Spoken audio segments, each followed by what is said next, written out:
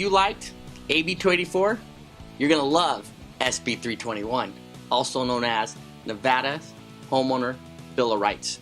Basically, it's a carbon copy of the California Homeowner Bill of Rights. And we've seen just in the last 90 days the chaos that the California Homeowner Bill of Rights has caused just in California alone. The shortage of inventory, the lowest in 9 years in Orange County, San Diego County, and throughout other parts of California. Not only that, prices have jumped in some areas in California just in the last 90 days, 25%, and they're still going up. Short sales that were in escrow are being canceled in order for the homeowners to do the loan mod to comply with the new law. Sometimes the homeowners don't even want to do the loan mod. They want to do a short sale.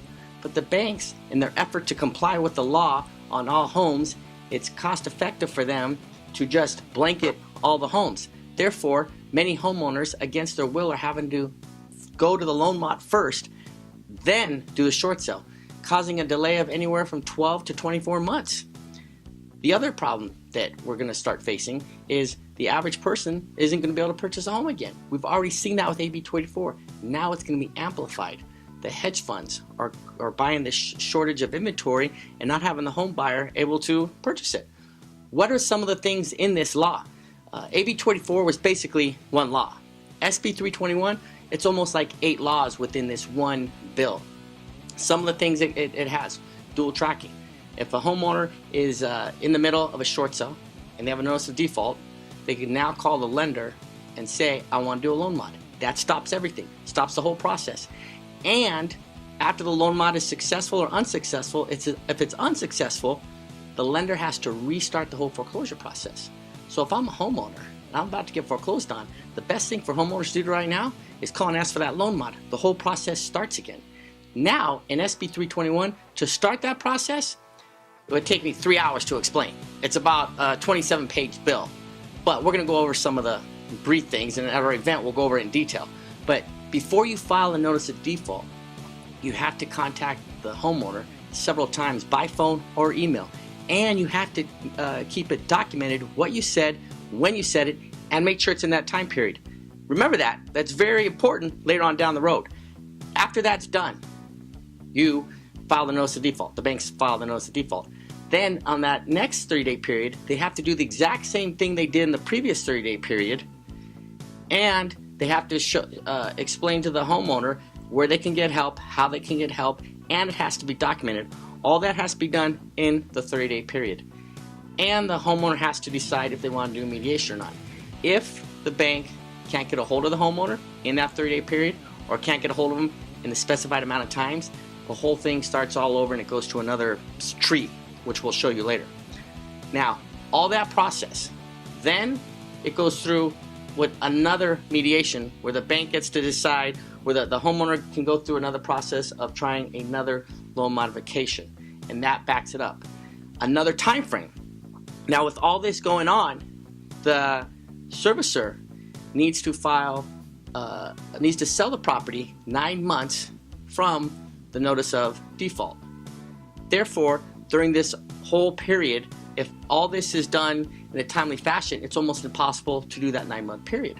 Therefore, if it's not done in that 9-month period, the bank has to start all over again, the whole process. The notice of default has to be refiled and the whole process has to start again. That's just one section. Now, another section is, let's say the whole process is almost done. The homeowner can stop the process by filing a lawsuit and forcing the bank to produce documents and produce those timelines that we just said. Did you contact the person? Who did you speak to? What numbers? If any of that was done incorrect, the whole process starts all over again. Or if it was foreclosed on, then the process will be halted while the owner can determine whether penalties should be assessed based on anywhere from $7,500 to $50,000 if all those steps weren't taking place. The good news for homeowners, if you've been in your house for 3 to 5 years without making a payment and you have a notice of default, this will add another 3 years.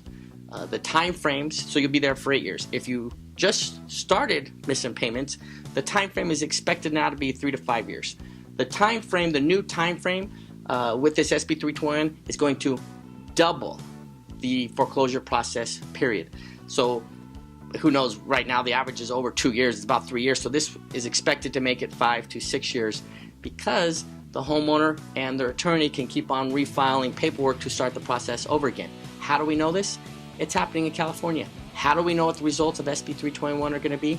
It's in California. Approximately 40,000 homes in 60-day period, actually 60 to 90-day period, 40,000 homes that were in the foreclosure process were canceled. Some were short sales, some were on the route to foreclosures, some were vacant homes. 40,000 were canceled, and the whole process had to restart again with the new terms, the new bill.